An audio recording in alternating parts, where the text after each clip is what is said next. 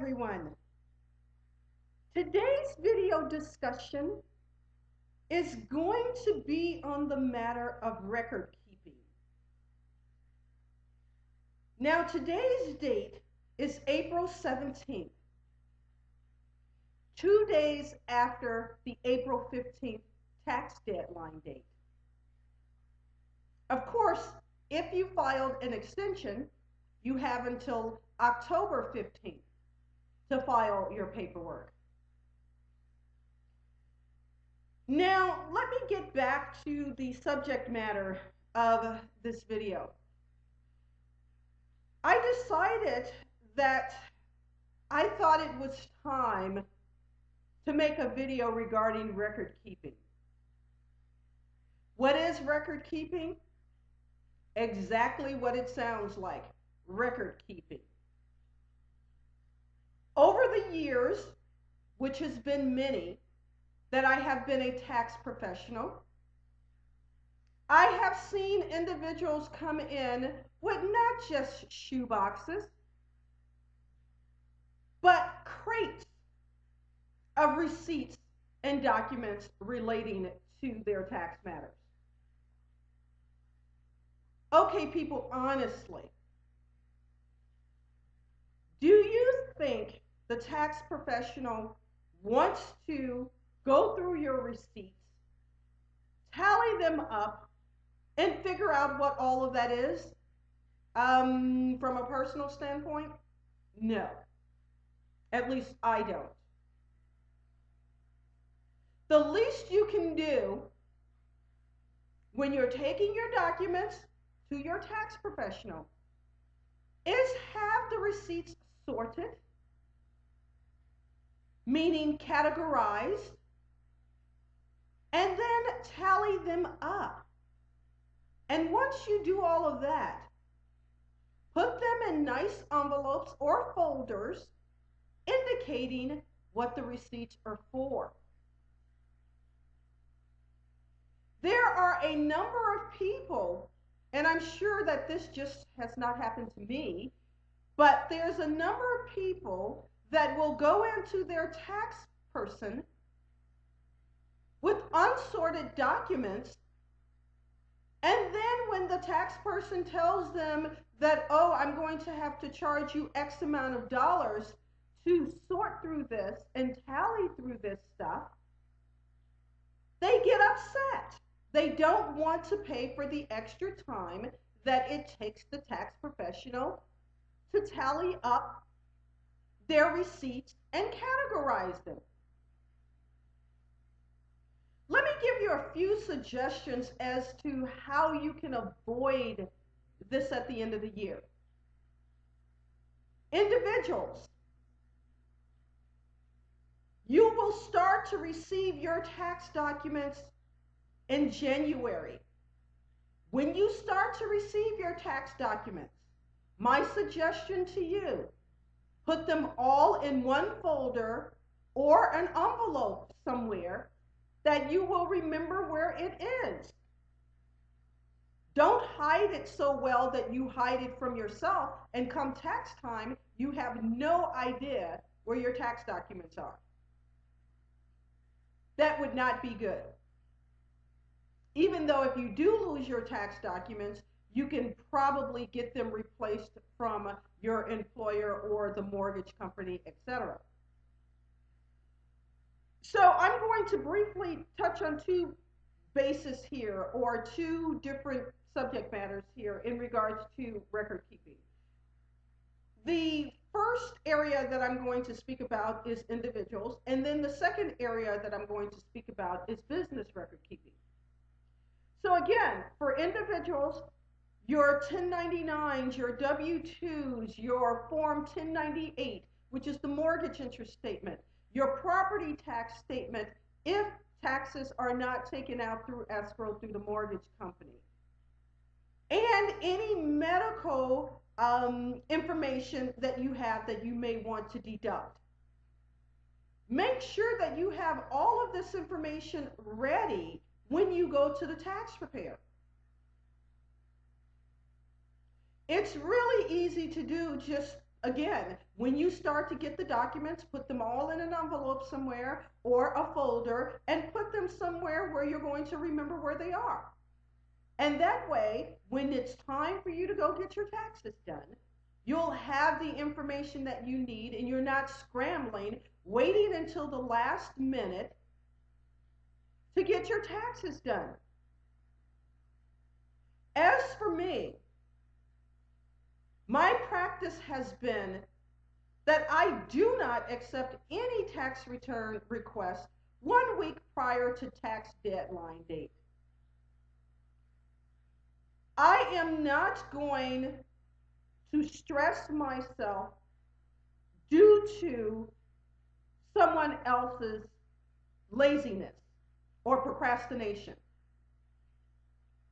You do, however, have tax preparers and tax professionals that will continue to take returns and work up until midnight if need to be on tax deadline date, April 15th. Well, good for them. I don't. Let me just tell you a little story real quick here. A few years ago, I was on my way to take a cruise on April 15th. I received a call from a customer that I had been working with, or shall I say a client that I had been working with for a couple of years. She asked me if I would do her daughter's tax return. And I told her, I said, well, I'm not even in the office today. I'm on my way to take a cruise. And her response to that was, well, but it's the 15th. And my response to her was, and your point is what? So basically, I mentioned that to say, people, don't wait to the last minute and put that undue stress on your tax professional. You have a couple of months, January, February, March, and unfortunately this year it wasn't, the tax period, prep period wasn't as long as it normally is, but you have sufficient amount of time to get your stuff together. And if you don't have your stuff together, then I guess you'll just need to file an extension, which, by the way, filing an extension, which is a form 4868, is an extension of time to file the paperwork and not to pay any money that you owe. So for those of you who think that, oh gosh, I'm going to owe, so I'll just file an extension, wrong. You're going to get penalized if you do not pay what you owe by April 15th, no matter if you file an extension or not. Again, the extension is for the time to file the paperwork and not to pay. So that is basically it for the individuals. Well, no, not quite. If you are an employee and you have unreimbursed expenses, those expenses are deducted on the form 2106. Make sure that you have your receipts together, categorized and tallied for the tax professional when you go in.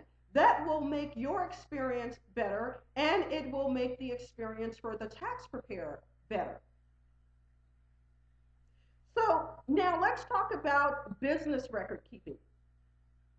And that should be easier or less complicated than individual record keeping, because if you're a business, you should be using some type of accounting software to keep track of your income and expenses, which generate P&L statements, profit and loss statements, and balance sheets. These profit and loss statements and balance sheets make it easy for the tax preparer to input your information and get your tax return done in a timely manner. But if you're one of those business owners who do not use tax software or has not hired anyone to do your bookkeeping or accounting for you, and you just have gobs of receipts and everything thrown together, don't be surprised if the tax preparer is going to charge you extra for having to go through all of your receipts to categorize them and tally them up. Now, granted, you have some individuals who don't mind paying extra for someone else to do the work for them because they simply just don't want to be bothered with it. But then again, you have those who want to cry about it, oh, I don't want to pay this, or, can I have this discount up? No. No. The bottom line is the easy way to do it is use tax software such as QuickBooks, Quicken, Peachtree, Sage, just to name a few. Now, see, I couldn't even say that word correctly because I'm getting steamed up here, but just to name a few. Okay, we got that out correctly. So anyway, I'm just basically saying that the tax professionals appreciate it if you have your tax documents organized. I can almost guarantee you that they do not appreciate it unless they're charging you an arm and a leg if you don't have your documents organized.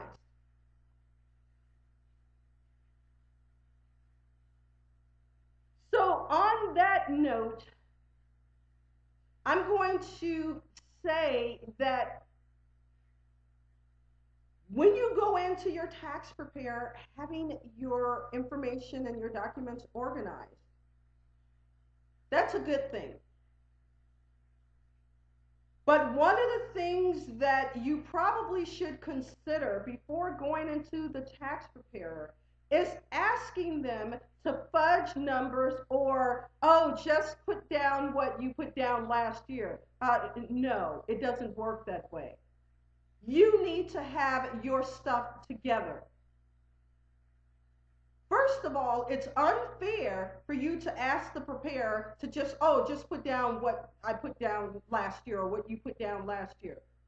Secondly, if you're audited and that information is not correct, that will come back to bite you and the preparer will have to pay a penalty for falsely stating information. So people, my suggestion is do not put the tax preparer in that position, asking them to do something that's not quite legit just to get you a few $1,000s or a few $100s or whatever back, because that's not right. If you had your stuff together, if you had taxes taken out, or if you paid estimated taxes, you would not be in the position that you're in at tax time where you're owing a pretty good piece of change. Don't expect the tax preparer to create miracles for you. You need to handle your business yourself. So, now that I've gotten riled up, and now that I've mentioned some record keeping tips for individuals and business owners, I do hope that you will find that information beneficial and that it will help you. Before I end this video, I do want to mention that I have a website that you also might find information on that will be beneficial to you. That website is www.audiotaxhelp.com. That's www.audiotaxhelp.com. There's a lot of information on there regarding different tax topics. I also have a tax help video series, which this video will become a part of, that you can refer to as well. In addition, I am a tax company business owner, and I am a paid expert on a reputable Q&A site where I answer tax questions for individuals all over the US, in Canada, and in some cases in Australia. I am also very familiar with expat taxes. So feel free to take a look at my website, which again is www.audiotaxhelp.com, for my contact information if you're interested in contacting me. If you Google AOL or Bing tax.appeal.168, you will see links to various questions that I have answered for individuals on this Q&A site. So, as this concludes this video, again, I hope that the information has been beneficial to you. And as usual, my goal is to help you make your life a little less taxing. Thank you.